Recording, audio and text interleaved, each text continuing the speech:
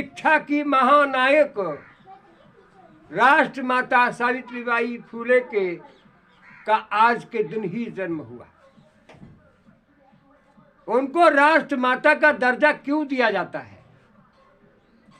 क्योंकि राष्ट्रमाता सावित्रीबाई फुले जैसी शिक्षा की महानायक क्यों बनी, इस विषय पर चर्चा जब प्रकाश डालूंगा कि आज उन्होंने अपने जीवन में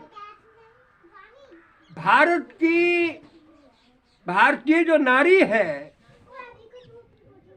चाहे वो किसी भी धर्म की हो, हिंदू, मुस्लिम, सिख, ईसाई, बौद्ध, पारसी, जैन, किसी भी धर्म की जो भारत में रह रही भारत की नारी है, इस नारी को पैर की जूती माना जाता था। जिस नारी को शारीरिक, मानसिक और सम्मानित शोषण किया जाता था, उस भारत की नारी के लिए शिक्षा की जोत जलाने वाली, शिक्षा की क्रांति करने वाली, शिक्षा का आंदोलन करने वाली राष्ट्रमाता सावित्रीबाई फुले महानायक रही। उनके ही दाएं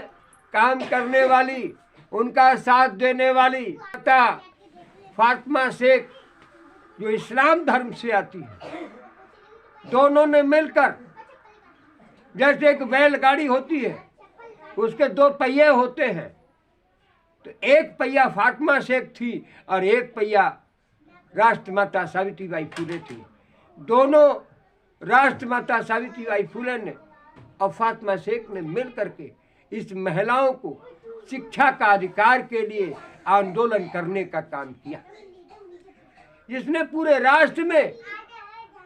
जिस समय शिक्षा का, महिला को शिक्षा का अधिकार नहीं था, उस समय इन ब्राह्मणवादी संस्कृति के लोगों से क्रांति की और क्रांति करने के बाद शिक्षा की जोत जलाकर भारत की नारी